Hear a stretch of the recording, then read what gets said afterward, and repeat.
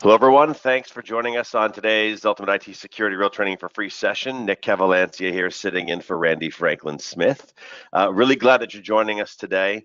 It's interesting, the topic today being specifically around modernizing Active Directory protection against some very specific threat actor actions within cyber attacks.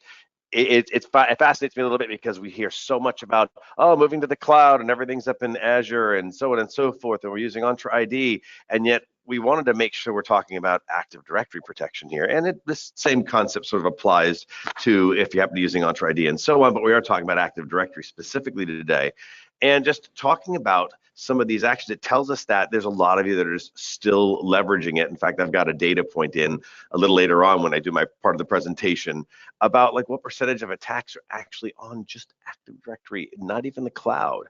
And so really kind of fascinating. Glad that you're here. We want to talk today about protecting against lateral movement and then privilege access abuse. Those two actions are extremely prevalent because, as I think everybody knows who's on this call, unless you're brand new to cybersecurity, if threat actors aren't moving around within your environment, they're not really accessing a whole lot. And if they don't get some kind of privileged access, they're definitely not doing very much in your environment. So those two things are really kind of critical. And that's what we're going to be talking about today is what does that look like? What's the state of that look like? And then how do you protect against it, detect it, respond to it, and so on.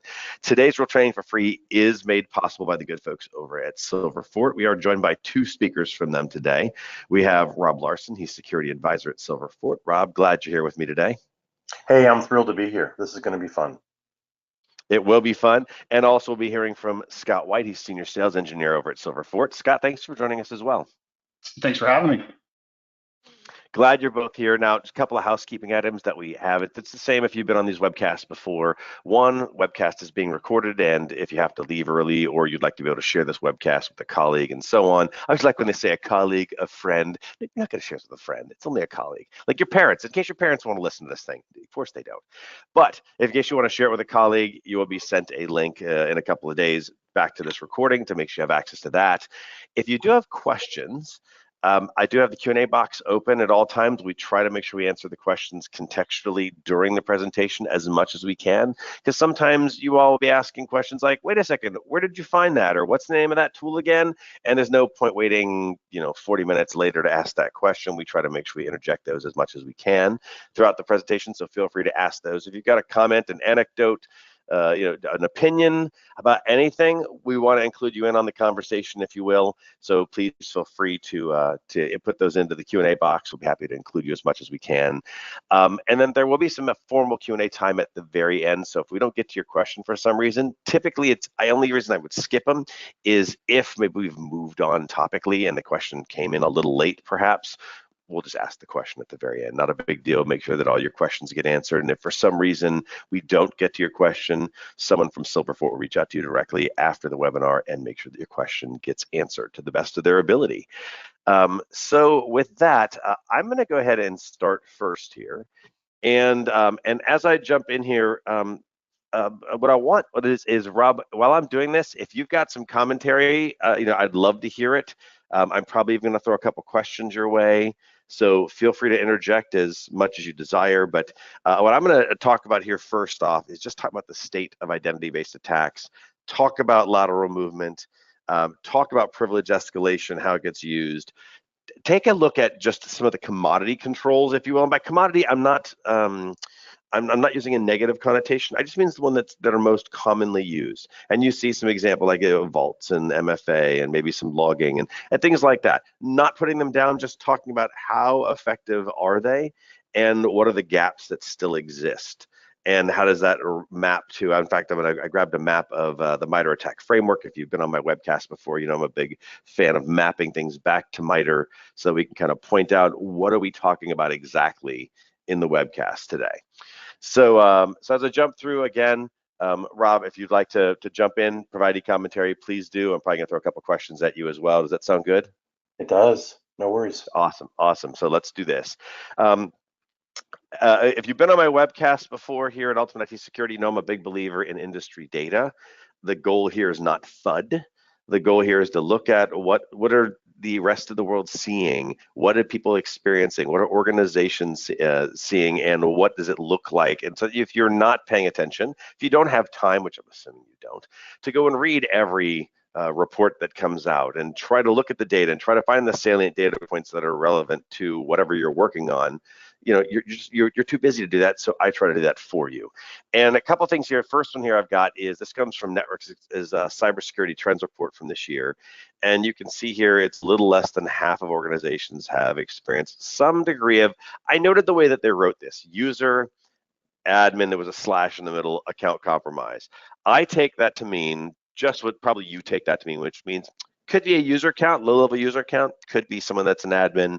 And by the fact that they put it that way, I think that it's probably more fair to interpret that as it could be a user, could be a local admin, could be an admin of any kind of level within Active Directory and so on.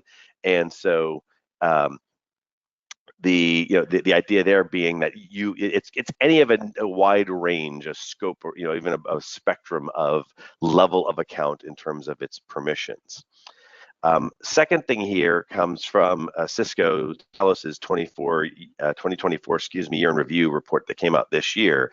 And you can see here in all the incident response cases that they took care of, that it's 60%, a really material percentage, had some kind of identity component, an attack on some level of identity.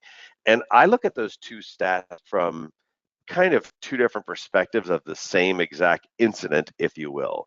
One is the organization themselves sort of subjectively saying, yeah, we've had that before, that's happened to us in general, versus looking at the specific attacks and the documented information within those attacks in terms of what TTPs transpired, and looking at it. And I kind of see, even though those data points are different, I see them corroborating a little bit in that it's not one's 85 and one's 35. They're sort of somewhere in the middle, and it kind of is an interesting spectrum there. Rob, do you see this with? I know that I've seen in previous webinars we've done with Silverfort, you guys have been called in to respond to an incident and take a look with organizations as well. Though you're not an incident response company, but it has happened. Just in that perspective, or just talking to prospects and customers, do you see, I'm corroborating, I'm saying these numbers are about the same. They're not, but they sort of are. Do you feel like this is the right number? Do you feel like it's the right range? What's your thought? Yeah, I do. I'd say in the 60%. I'd even say that's a little low. And I think if maybe we could dig into that number, you'd find that maybe the prevalent account problem might be in the non-human identity space. We'll talk about that later, but I think not every account's the same. And there's a challenge that we're seeing of, piece parting together security capabilities across some of these identity spaces. And it looks like a calico cat, right? It's kind of messy. And so I think those numbers probably are going to continue to grow. Yeah, I actually agree with the sentiment that it might be a little low, because the basic premise of any cyber attack is if you don't have privilege, you're not attacking, you're not getting anything. Yeah. And so at some point an account of some, now it could be using an SSH key, so that's not considered a quote unquote identity. It could be non-human identity, so it's not a user. It's there's lots of nuance here, especially because these questions are just survey questions that we're getting responses, and and organizations are putting together 2,000 of them and coming up with a stat, as opposed to if those listening today, if you all and we were all in a room together and we were talking about this, we'd probably be having a very similar conversation, like, yeah, but I wonder what they mean by identity, or is it a user, is it an admin, what if it's this kind of thing, what if it's a certificate, and so there is nuance to this issue here. Another bit of data here is just the breakout of those 60% of the cases with an identity attack component. This is still the Cisco Talos data. And that was 44% of the attacks were in AD. 20% were in the cloud. I don't know what the other, this isn't 44 plus 20 equals 60. This is in the 60% of the cases, 44% of those 60 were AD, 20% of those 60% were to cloud. And I don't know what the rest of them were. They didn't provide it in the report. But it just goes to show you the predominance here of AD being just an assumption on the part of a threat actor. And Rob, I'm going to assume that you're going to wholeheartedly agree with this, and you might even still go, I think that's a little low. What's your thoughts? I'm curious to see if you're going to be consistent. I think they are a little low, and whenever you've got 38% or whatever the number is of other, AD and cloud, Yeah. and then you're not sure what else, I'd say either the question was bad or people didn't really understand what they were answering. But my perspective is the 20% is going to go up too as people get smarter about how to just attack the cloud. They're going to get access as well, and maybe it'll balance out over time. I think it's worrisome that AD is almost 50%, right? Because Yeah, that tells you there's a real big gap somewhere. it does, because it's not just the prevalence of AD, but it's also the fact that bad guys are really Yeah. good at trying to get into it. The last thing I've got in here is just the types of identity attacks that the Cisco Talos folks saw. And they didn't have any numbers in this chart, so I don't have it. It's even though it says number of attacks, there was no number in the chart, which I thought was funny. But so I'm looking at it as more of let's look at it as a spectrum of sort of a ratio of what shows up, what kind of identity attacks. And you see valid accounts is the number one. And that means that an account was compromised, whether it's a user, whether it's an admin, whether it's the domain admin, or whatever. A valid account was compromised versus, let's say, OS credential dumping, or just simply trying to see if a particular set of passwords work. Phishing and brute force as well. The bypassing of MFA are in there. You see the attacker in the middle, and it gets almost really small after that. The Kerber roasting and stuff and the pass the hash, yes, they do work, but they don't happen very often. The valid attacks is very concerning, because that tells us that these folks are getting very good at figuring out how to take over accounts. I assume things like when we see how small curb roasting and pass the hash are, kind of going, I would love to think that people are getting really good about like limiting the hash down to 0 days and leveraging a PAM solution where the password gets rotated so it doesn't matter. But I'm assuming that some of these other methodologies are resulting in valid accounts. And again, just in the kind of something you had said, Rob, earlier, where you're talking about people not understanding the question. I'm not so much going to blame the people, but I think I'm going to blame the question. Like if they had to pick something and they picked, it was a valid account. But that doesn't necessarily answer how do they get access to the valid account? It just didn't happen on its own. It's likely one of the other methods that's listed here below. I mean, what's your thought on that? Yeah, I think, we talk a lot about insecurity, about kind of doing the basics well, whether it's patching, right, or understanding the assets in your environment. And I think account management in terms of, hey, does this account really need to exist, right? The employee has left, but it's still there. Why is that going on? What's that life cycle look like? And I would argue, the simplest attack is going after a single factor legitimate account. It is very hard to figure out that that's actually a nefarious logon by somebody who is masquerading as someone else. Like that's super hard to determine. And just using a normal account is the best way. You're kind of going incognito, right? This account logs in all the time, another login. What's the difference?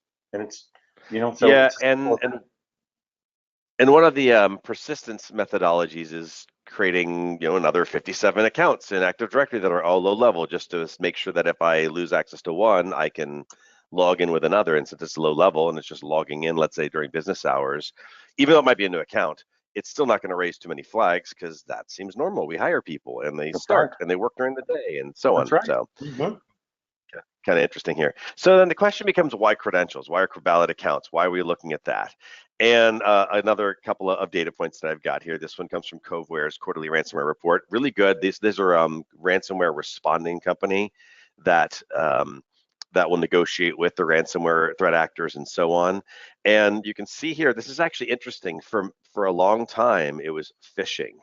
Phishing was the number one attack vector.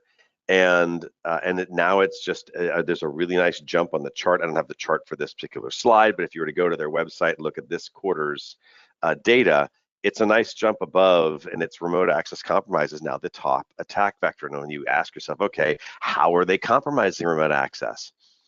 They're doing it with credentials. More than likely, yes, it's possible with some solutions to do it through like certificates and that sort of thing. But for the most part, if you look at the other threat actions that are taking place where, for example, where threat actors are doing nothing but just simply trying to collect credentials from an organization by putting up, a fake Microsoft 365 environment, or log on, just to impersonate it and grab credentials, and then sell those credentials off so people can try and do it. And in a lot of cases, initial access brokers will do all that work and do the testing, find a remote access, and say, hey, I've got remote access to a certain organization. Does someone want to buy that access?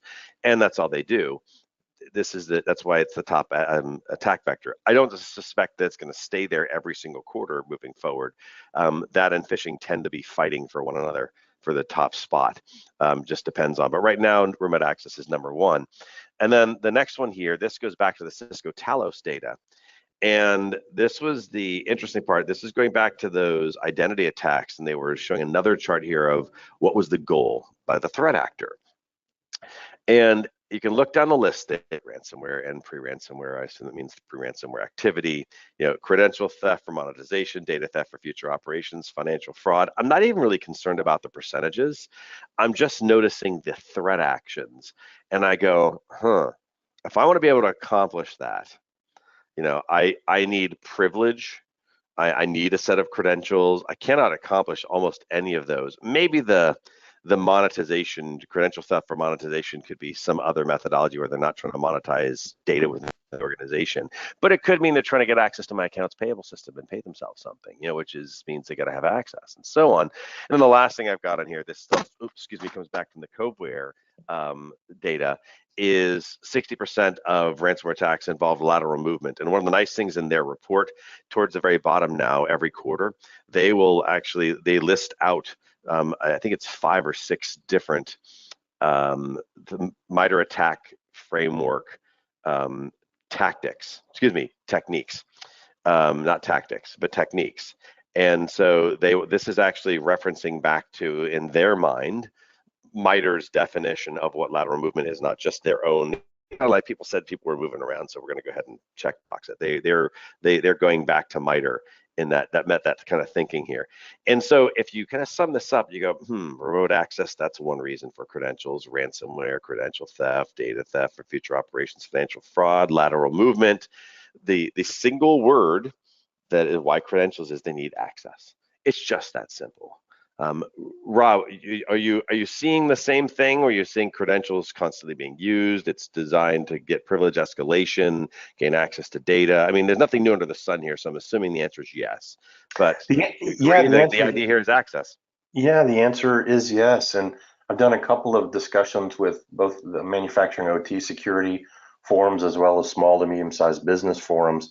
And it's a lot of ransomware in manufacturing and small to medium-sized businesses in the last 4 to 5 months, and it's not getting better.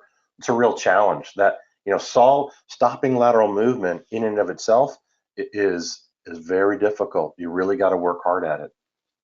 It's a tough problem to solve.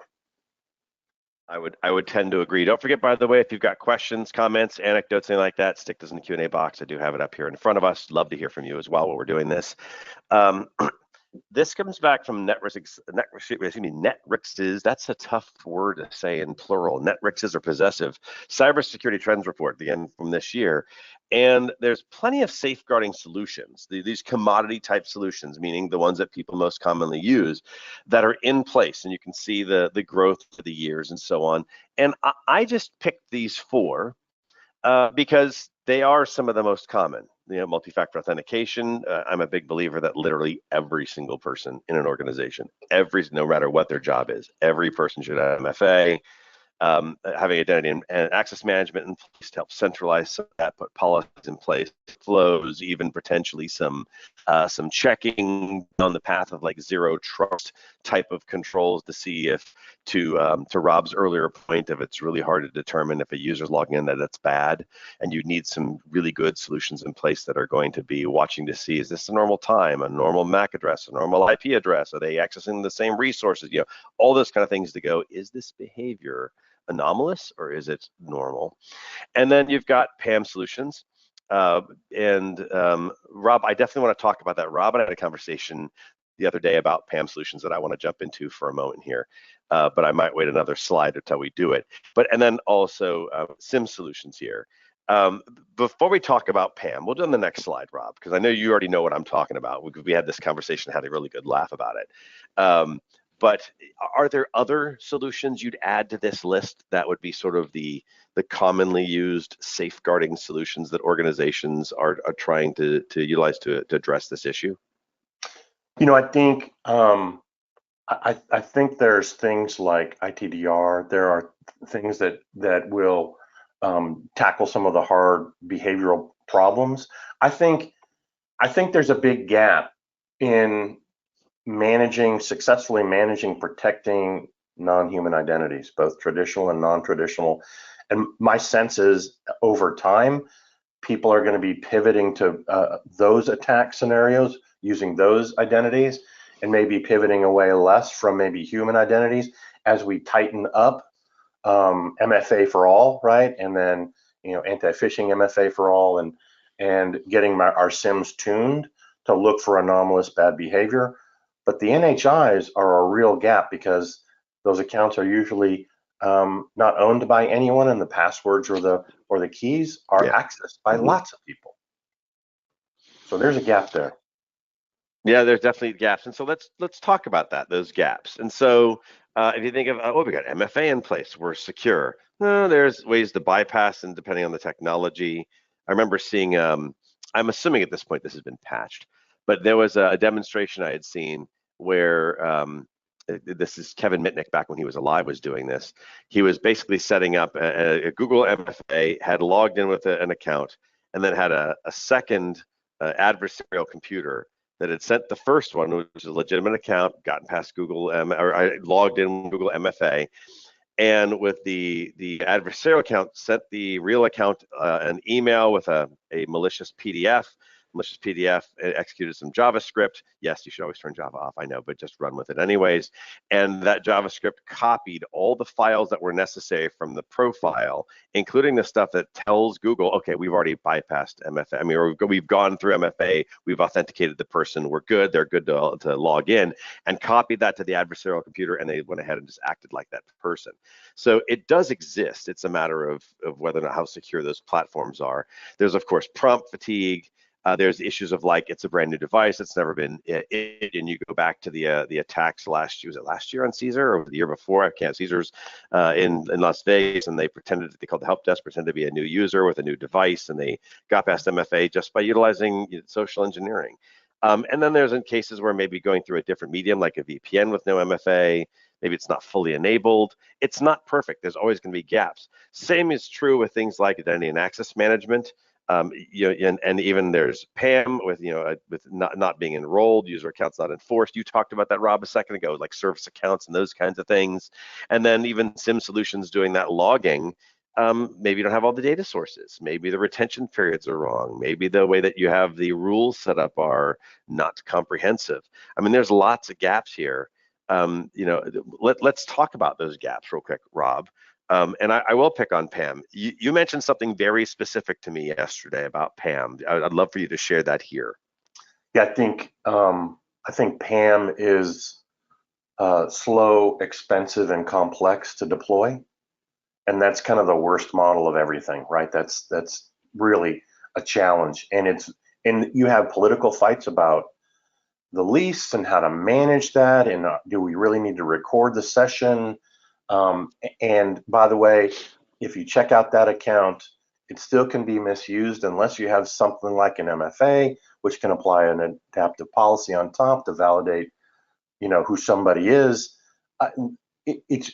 And there's always an IT fight with the security strategy of PAM, or it's unaffordable.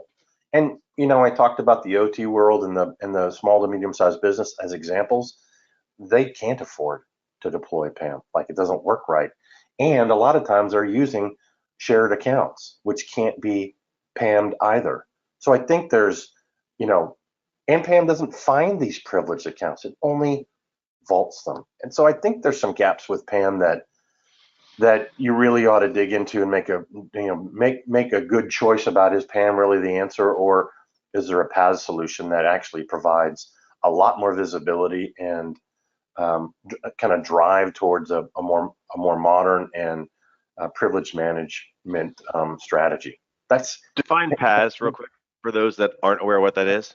Yeah, PaaS is a product that is coming from Silverfort and others that allows you to do a couple of things. One, it goes and it will vault without all the other heavy lifting that's done with the PAM solutions. It doesn't do session recording, but it manages those accounts and it finds them and it can ring fence them as well. Yeah, I'd also add one other issue to some of this, and that is the concept of like standing privilege, which is outside the scope of what we're talking about today. But even that's kind of a gap. Just having standing privilege, and then if any of the other things fail, and someone gains access to it, a threat actor gets access to standing privilege, that's a problem. And so there's a lot of gaps that are even beyond just problems with individual solutions and so on, but it's not foolproof nonetheless. And That's so, just in time is a good thing. Like it's a good thing. yeah, definitely. 100% is. Colin mentioned my audio cut out. I apologize. That might be me. I'm using a new headset. If it does, I do apologize. Let me know. I'm not sure there's much I can do, but I'm hoping that it's good. But also, I won't be talking much in a moment, so hopefully that'll be fixing it. Colin says it's all back. Thank you, Colin. Appreciate that. Last thing I've got here is just this last one here, that there's a lack of real-time threat detection in these solutions. These solutions are not designed. These are designed to protect, not to detect. And SIM is obviously, but the rest of them aren't. And so that becomes a problem. And SIM is only as good as either the rules you have generated, or if you're utilizing a more modern AI-based platform that is looking for anomalous behavior and going from there. That's probably your closest bet. But the real issue is, it's great we have protective measures in place, but if someone still gains access, we need to know about it. Rob, a question I'm thinking for you is, do you have, I'm going to put you on the spot, and you don't have to share a whole story or anything, but do you have customers, or if you could share a customer, it'd be awesome. Do you have customers that have all these types of solutions in place and they had a problem with, in essence, detecting lateral movement, privilege escalation, use of valid accounts, so on and so forth? When you look at this list, right, I think the challenge is it comes from, I call it the vertical security solution strategy, where the challenge is customers, right? When I was at GM or Dell, we had to somehow knit all this stuff together to make a really successful security strategy work. And I think it takes a lot of dollars and talent to make the SIM, PAM, the identity strategy, whatever that is in your company, and MFA orchestrate together. And I think that's probably the biggest challenge. How do you take all these various disparate security controls made by different vendors and make them work effectively horizontally across the security plane? And so, no, it's very difficult to find somebody who gets an A in MFA, IAM, PAM management, and SIM orchestrating together. I would agree. And so I think that's hard to sort of figure that out. It was hard for me at GM, and we had tons of resources. It was hard at HP, tons of resources to make this work successfully. I would argue at some point you have to draw your line as, how many security controls are you going to go to battle with, or are you going to figure out how to drive toward maybe a more platform-driven strategy, where you're shrinking the number of vendors and expanding and demanding their capability. Yep. So let's look at the last thing I've got here. I apologize for this being so tiny. I blame the defense evasion tactic being so tall, as well as the number of different tactics that are here. And what I did was I went and tried to map out a little bit. This probably isn't exhaustive by any means, but I tried to map out specific techniques that are either targeting or allowing threat actors to bypass like those 4 types of solutions. And you can see I've got a couple of them that are color coded, like valid accounts is both PAM, or excuse me, is IAM, sorry, and SIM solutions. I can see up at the top, maybe I've got things like abusing, I can't even read it myself, it's so tiny. Goodness, is that elevation control. Sorry, I thought it said deviation control. I have to use like my magnifier here because even I think it's tiny. But at the very top of like privilege escalation and defense evasion is using elevation control mechanisms, and those are shared between IAM and PAM. And so this is just an idea, and I'm not going to go through each one of these, but I want you to see it has a lot to do with initial access, has a lot to do with privilege escalation, has a lot to do with defense evasion, including down at the very bottom there, and a lot to do with credentialed access. And all these solutions, these are documented actions on the part of MITRE. If you aren't familiar with the MITRE attack framework, go to the word attack, even though it's written with the ampersand, as you can see in the left-hand side of the screen. Put the word attack.mitre, M-I-T-R-E, not M-I-T-E-R, M-I-T-R-E.org, attack.mitre.org, and you'll see the attack framework. And I just want you to kind of see that there are very specific threat actions that have been mapped that target these kinds of solutions specifically. It does exist. So if we have gaps and we have threat actors that are able to either bypass or target specific types of solutions, then we have a problem. And so at this point, I'm going to hand things over to you, Rob. I know we're going to hear from Scott a little later as well, but Rob's going to do kind of a bit of a deeper dive here and do some scenarios here showing what identity-based attack paths look like, talking about some of the 80 specific methodologies here, and then how, probably in the paths topic, if you will, a little bit, I'm kind of maybe peeling the onion away a little too early, but talk about discovering and securing, privilege accounts, service accounts, and so on. And I'll just hand the reins to you. So I'm going to go ahead and make you presenter, Rob, and I will let you know when I can see your screen. All right. Hey, everybody. My name is Rob Larsen. I'm the security advisor with Silverfort. And I got my buddy Scott White, who's a senior security engineer with Silverfort as well. Appreciate the opportunity to be with you guys today. Oh, there we go. Sorry. Introduction. Hey, look, here's our agenda for today. We're going to talk a little bit about the changing identity world and blind spots, the identity ecosystem, some of the modern identity-based attack paths, and the non-human identity blind spots and governance. We're going to do a demo, and we're going to talk a little bit about the unified identity security strategy for Silverfort, and then we're going to wrap it up. Just real quickly, folks, Silverfort was founded in 2016.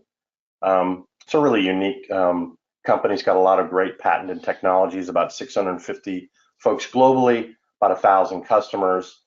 And we were voted in 2025 one of the 10 most fastest growing companies. It's a wonderful place to work. I love it. I've been in security for about 35 years, recently as chief security architect for General Motors. My responsibilities included identity strategy, global manufacturing, cybersecurity, global lab security, zero trust, enterprise crypto, security control rationalization, global asset management. And apart from that, I worked at NASA down in Houston, Union Carbide, Dell, and HP. I did not start off in the identity world. In fact, I was given that identity opportunity because we had a failed internal failed audit and around the identity space, and I was given the opportunity to kind of fix the identity strategy going forward. And I really learned a ton about the identity world, things I did not realize in my career because I had never been responsible for that identity strategy. So, I came to this thing late in my career.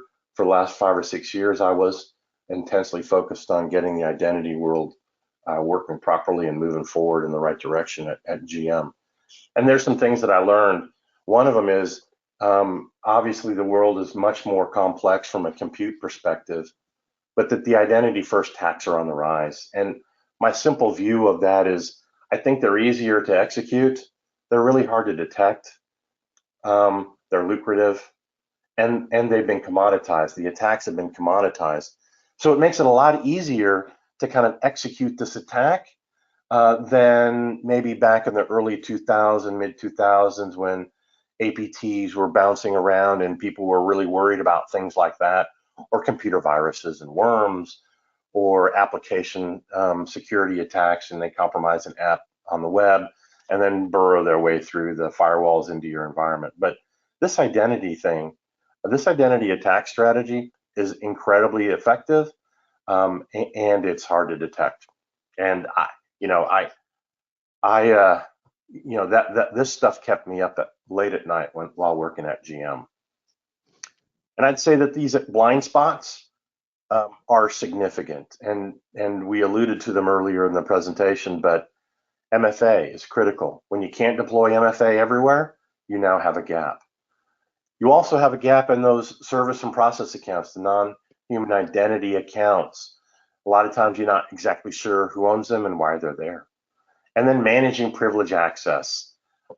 It's not an option anymore, but to do it well takes a ton of effort, and it has to be all the privilege, all the service and process accounts and non-human identities, and MFA everywhere, as mentioned earlier. And we kind of coined this term, the all is all approach within GM, because what we were finding is piece parts were done in various environments, but it wasn't done completely everywhere. And wherever you have a gap, someone will find it. And so that all is all approach was what drove us at GM to deploy, the right capabilities across a very complex environment. And discovering these gaps was an effort in itself. Like finding things that were wrong and you didn't even realize they existed so that you could apply, the great capabilities was also a challenge. Like that was a big effort. When I look at the identity ecosystem, again, as a practitioner, it's complex, it's siloed, it's expensive, it's incomplete, it's confusing, and it's incompatible. And apart from that, it's great, right? So the identity ecosystem that you see above, right, AD, cloud IDPs, SaaS apps, etc., those are all vendors, offering you things, selling you things. And on the bottom, you have all these identities, right? Workforce folks, third parties, privileged users, non-human identities, machine accounts, AI agents, and somewhere the white in the Oreo cookie, right? Magic happens here, right? Somehow magically you get to understand your comprehensive set of prioritized risks. You're able to protect your identities, and you can respond to threats quickly, and sometimes prevent bad things from happening. But this is hard to do. Like getting this all right in this identity ecosystem is a real challenge. And we'll talk about a little bit about that toward the end. And Scott's going to do his demo and kind of demonstrate some of the things that you can do to decomplex this mess and make things compatible. But this is a typical ecosystem that's very hard to orchestrate and protect.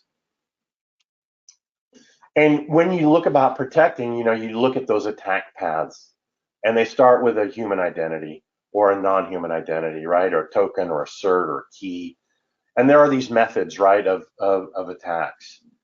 And ultimately, though, as we mentioned earlier, all they want to do is get a compromised account. And that all is all approach is a big deal. I got a call one time, we were deploying something, and the folks asked me, "Hey, Rob, do you want this environment protected?" I'm like, heck, I never even heard about that environment. Like, how many accounts are there? 400,000. Yeah, I want those accounts protected.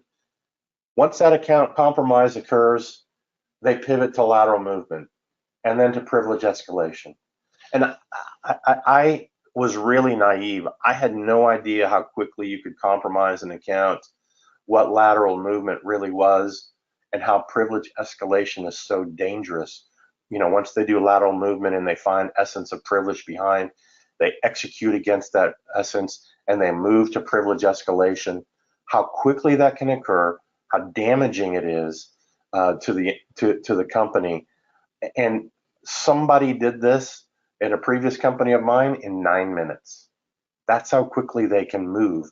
And so the conversation about SIM response and PAM, utilization and effectiveness, those things they matter, because this escalation and lateral movement happens so fast. And then they can do anything they want to. ransomware, data theft. A lot of folks that I have been speaking with in the manufacturing space have had a lot of ransomware. It's the fastest growing attack for manufacturing and OT environments. And it all starts with how well you manage accounts and service accounts and tokens and keys. If you mismanage them, if you don't take the all is all approach, somebody's going to be able to find that account and compromise it. And when I look at the non-human identity security blind spots, generally 80% of the breaches involve non-human identity. I was stuck managing and revalidating over 2 million accounts at GM. And what that meant was I then had a bundle of 150,000, we call them service and process accounts, right? They were non-human identity accounts. They were being used, but we didn't know who owned them. We didn't know why they existed. And they obviously were under observed. No one had seen them before. No one was looking after them. They're under protected, right? Because you can't run an MFA on them. You can't put them in PAM or PAS. You can't do a lot of things with these accounts, and they're usually overprivileged, and they're everywhere. There's a 50-to-1 ratio that I was reading earlier of normal accounts, human accounts to non-human identities. And their life cycle is complex, and establishing ownership is super difficult. And I think this is a space in the non-human identity world that needs a real hard study, because mismanaging these accounts is incredibly dangerous. You can't see them. Nobody owns the account, but everybody knows the password or knows where the key is stored. And there was a Treasury agent. There was a U.S. Treasury breach by a Chinese state-sponsored attack group, and they found a commercial API key from a vendor, and they used that key to log on to the Treasury Department network. They did lateral movement. They did exfiltration from the Treasury Department. And the big key failures were, there was no API owner. Nobody was defined as an API owner. It was a set it and forget without proper monitoring strategy. They deployed it, it's fine. Just go use it, right? There was no lifecycle or governance around this API, and it had excessive privileges. Like, that's the worst recipe ever for a really sensitive key or credential. And I will tell you that is probably more prevalent than not in today's world, because of the complexity around cryptography and key token and signing key strategies. It's usually disassociated from account management with an AD or Entra. And so I put this little governance model together around the NHIs. And down below on the right, there's both the traditional NHI examples and non-traditional, and both of them have to be protected and governed roughly in the same way, which is you got to have an inventory, and you have to be able to discover these NHIs. You have to be able to know who owns this NHI. It's got to be life cycled from creation to disposition, and you have to know what it's required to access versus what it really does access. You got to be able to monitor it and see it work, and you got to build a framework, much like this framework, something that really puts guardrails around it, and you need to be able to automate and orchestrate that whole environment so that you have great confidence that the NHI is there doing what it's supposed to do for the right reasons in the right app. When I was looking at the 150,000 NHIs we were dealing with at GM, what I found was there were multiple accounts being used by the same application. Like, there were multiple applications that started using the same account across multiple business units. And those CIOs had no idea that these young developers moving from group to group, application to application, were taking a service account NID with them and just using it in production. So when we started able to see what was going on, what we saw was multiple CIOs were now being engaged to kind of figure out who really owns this account versus who's using the account. And then the argument was about, okay, well, who gets the ownership for this account, and then who is stuck asking for a new service or process account, a new NHI account, and then opening up that application stack and figuring out where that account lives and then fixing it. So when I look at this governance approach, it is the all is all approach as well. You know, you can't leave anything out, because if you do, somebody's going to find that account and they're going to use it against you. Mr. Scott? Yeah, so I hope you know, not everything is doom and gloom, right? We might have some ways to help you with this. So if I can get presenter here, let me show my screen. Let me know when you guys can see it. There we go. All right. Yep, we see your entire desktop.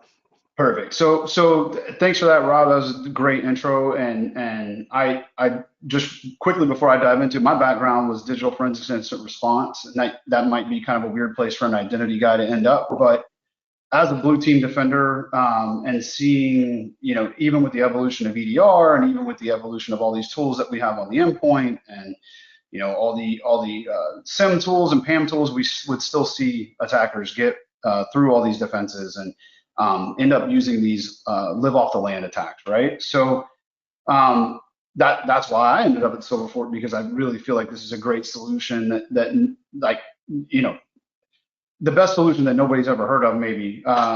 So the thing that really attracted me to this is if an attacker can just use a simple phishing exercise and bypass all your existing controls, the first thing they do is they establish persistence, and then they live off the land, right? Saw a lot of PowerShell and lateral movement exercises. So what I have here is I have an attacker machine here that we'll kind of base this demo off of. And then I have a victim machine here that will get my code on the attacker machine to execute on this one, simulating this lateral movement.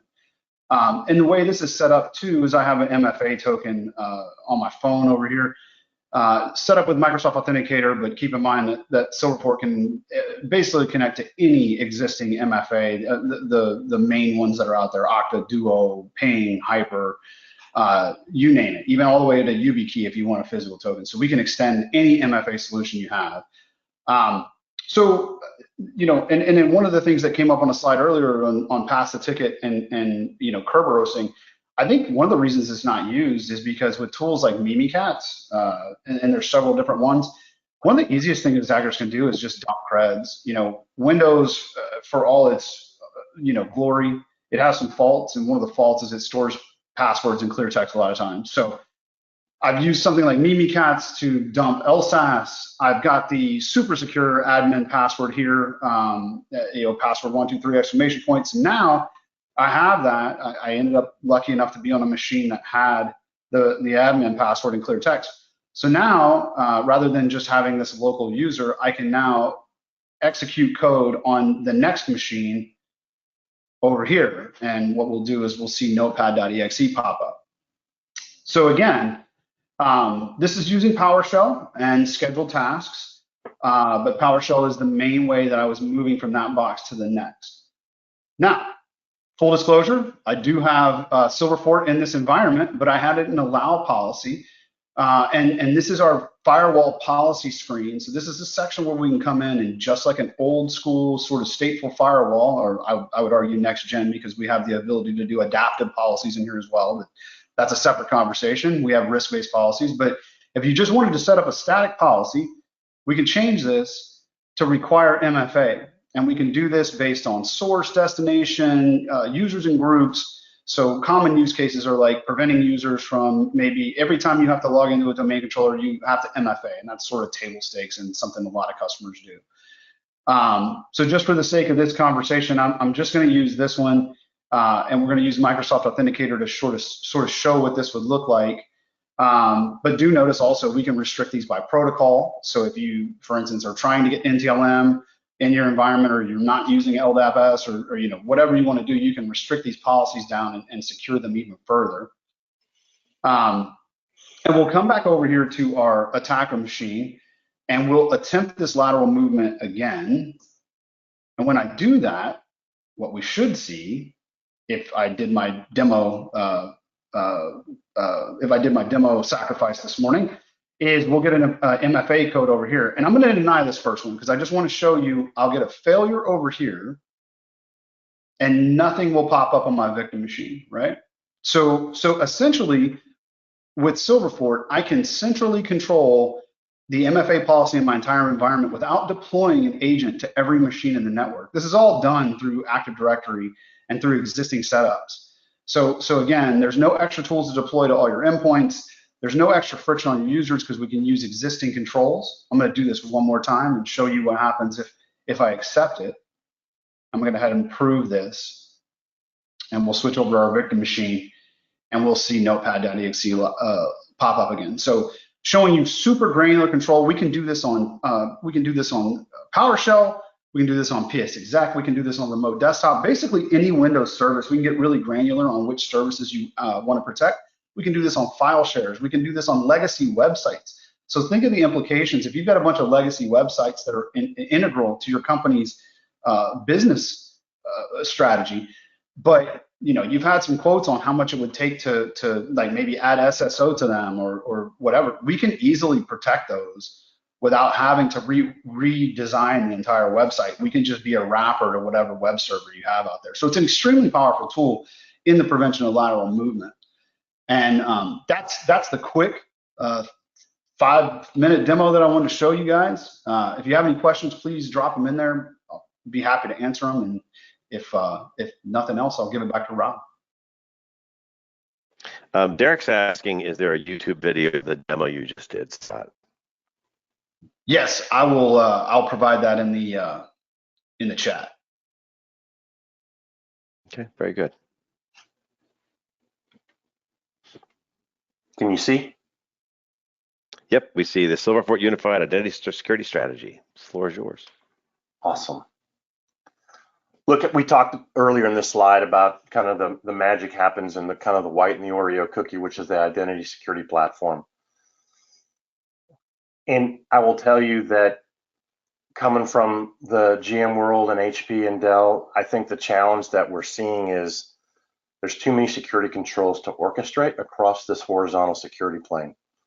And whether it's MFA or NHI or the off firewall or PAS, least privilege, ITDR, these controls in the Silverfort identity security platform work together and orchestrate together so that regardless of the identity infrastructure above and the types of identities below, the security platform handles all of them successfully, both on-prem and growing in the cloud. And I think at some point you have to kind of figure out how many security controls do you really need in your environment? How do you want to engage and do the identity protection strategy across your ecosystem with both on-prem, AD, and cloud? I think that's a challenge that somehow you're going to have to kind of, you know, as practitioners, come to some conclusion as to what is best for your environment. Lots more vendors, or maybe a platform that attacks this identity space successfully.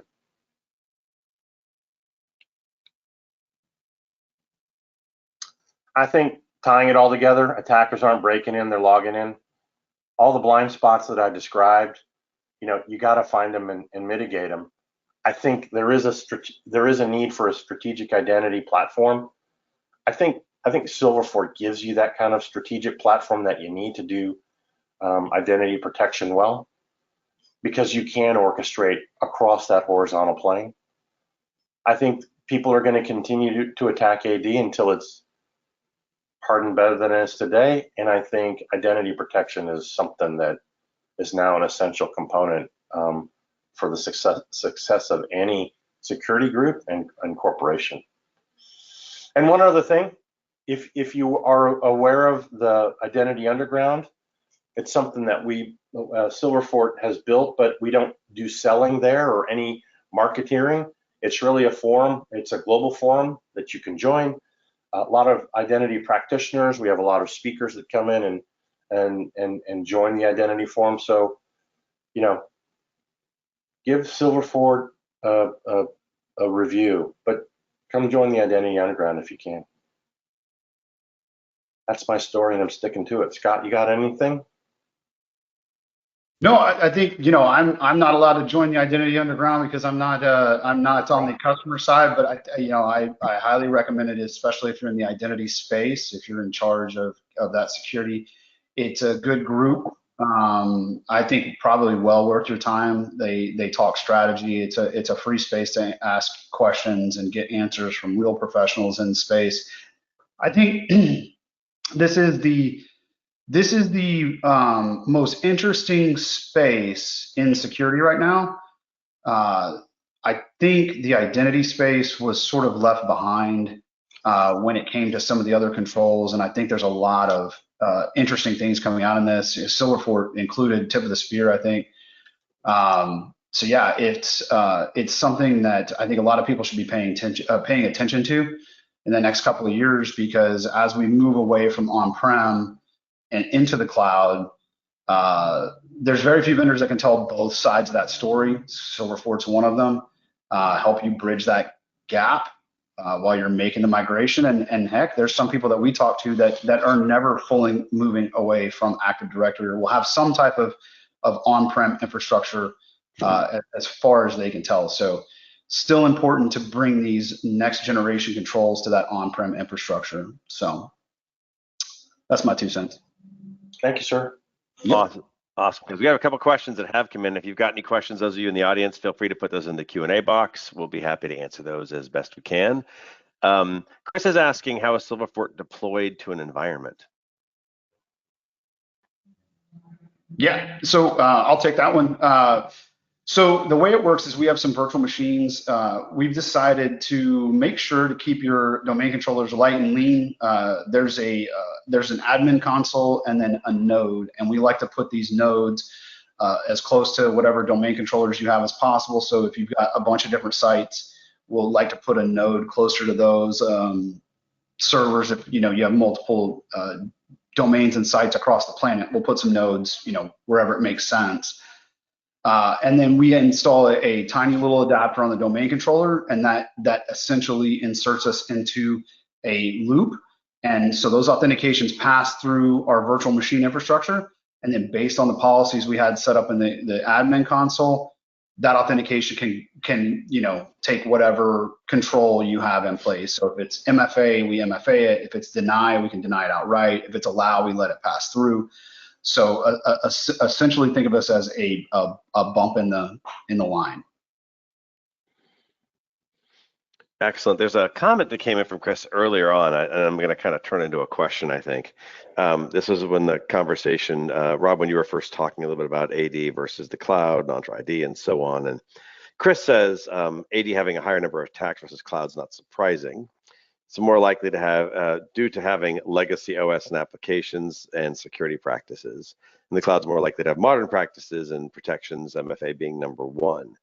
And so I'm wondering, just from what you guys are saying with prospects, not that I don't believe Chris, I actually think Chris is spot on, but are you seeing that? Are you seeing that the problem is legacy operating systems, legacy applications, legacy security practices, all within AD versus the cloud, being built on with the idea of security in the first place? Obviously, AD wasn't. AD was built around just, let's give people access to stuff. And there was not really a security-minded mindset to it. It was more like productivity. But what's your thought there?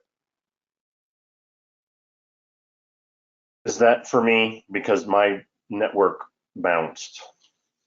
Oh, okay. Well, Scott, do you want to take that question? What are you seeing with customers? You're talking. Yeah, so I think it's funny. Yeah, so Rob, I'll jump in real quick, but the question is basically like, do we think more AD attacks are that are more prevalent because cloud was sort of built security first? And I think to a certain extent, yeah. And I think there's two parts to that, right? Like, so I think a cloud is fairly new, and it was built with security in mind.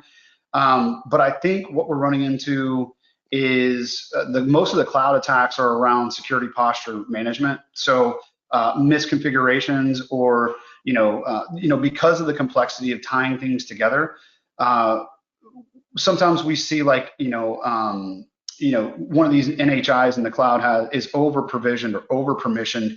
Attackers are able to leverage that to get in. It even bit Microsoft, right? And they're the ones who kind of designed a lot of this stuff. So I think there's a component of it where, and again, I think with like the example that we gave earlier with the on-prem attacks with pass the hash and Kerber roasting, I think it's low-hanging fruit. I think it is absolutely that, as all these companies were racing to kind of build their clouds, and they built it on a modern platform with security sort of in mind and mostly in mind. I definitely don't think it was like security first, but definitely like security focused, right?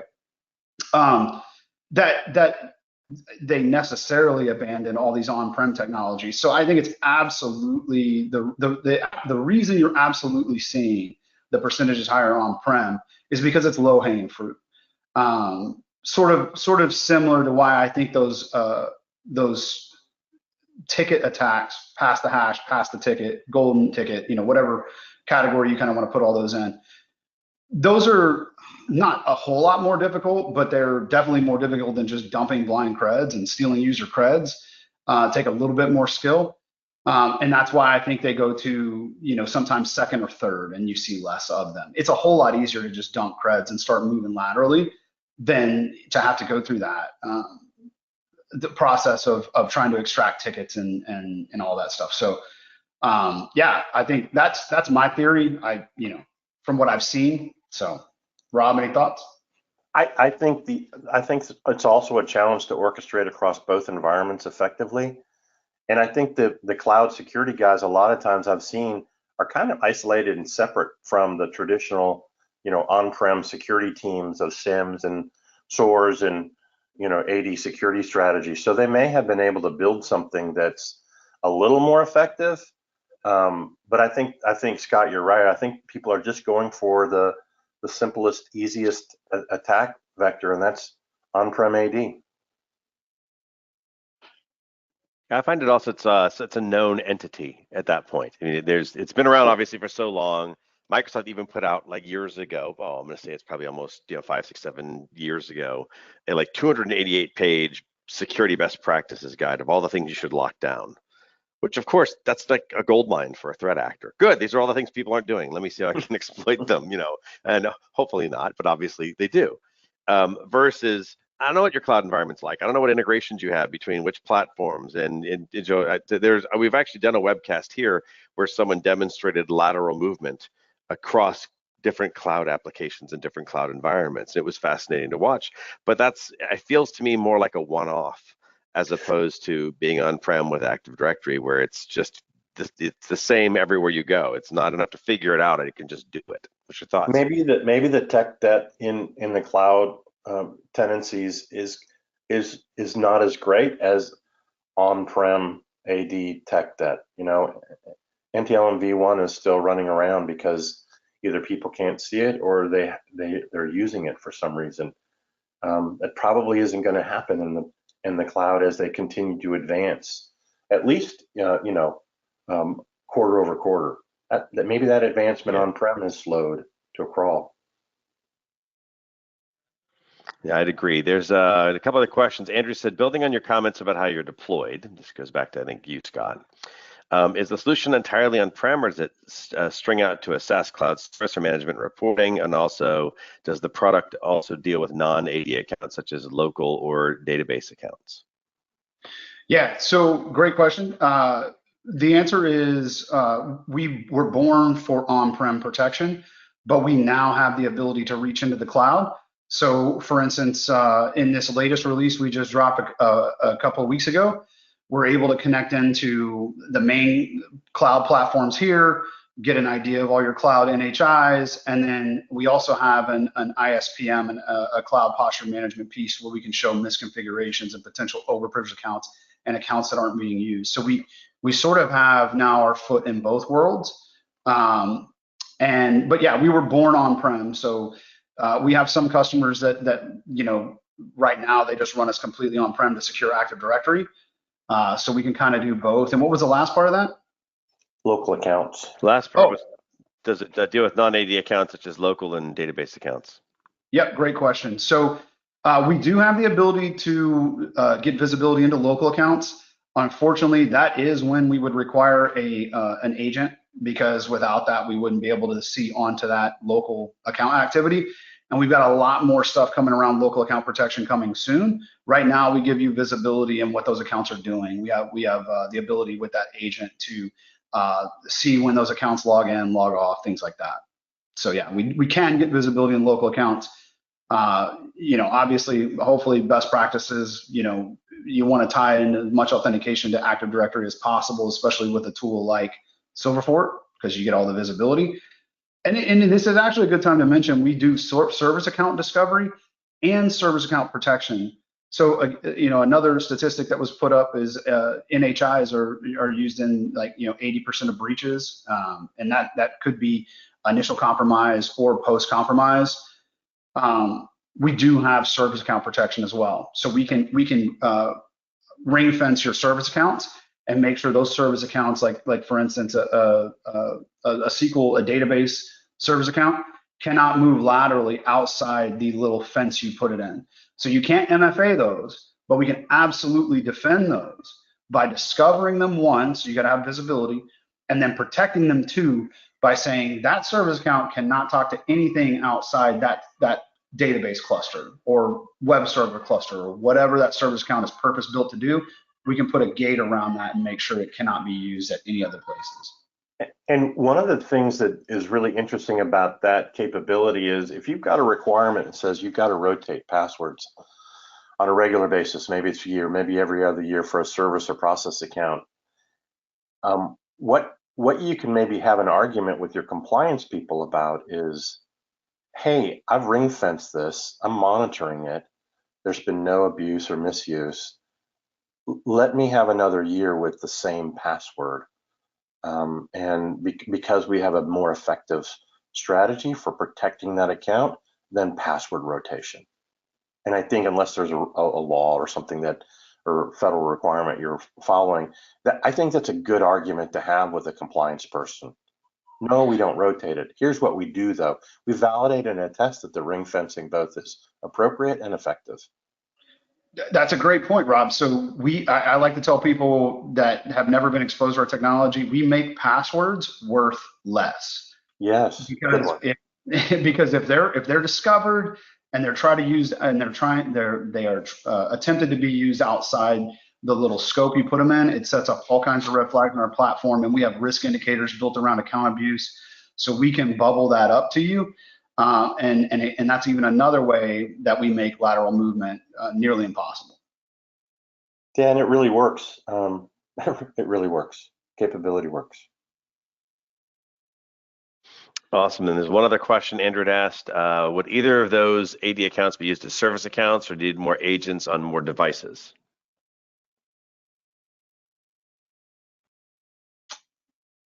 Read me that one more time. I'm not sure I understood it. So Andrew says, but would those either but those would be either AD accounts used as service accounts, or do you need more agents on more devices, right? Well, so for local account discovery, for local account visibility, wherever you want that, you would have to deploy a Silverfort agent to that device. Yeah. If it's not AD integrated, we would need some kind of visibility into that system. All right, looks like we're at the tail end of our questions, and we're a couple minutes early, so we'll let the class out early. Do want to thank the good folks at Silverfort for sponsoring today's webinar. Scott and Rob, appreciate all your input. If you're typing a question in, just finish typing it, because someone from Silverfort will reach out to you directly and make sure you get your question answered. And with that, everyone, thanks a lot for attending. We're going to go ahead and close out today's webinar. Appreciate you attending, and we'll catch you on the next one. Yeah, guys, have a great day.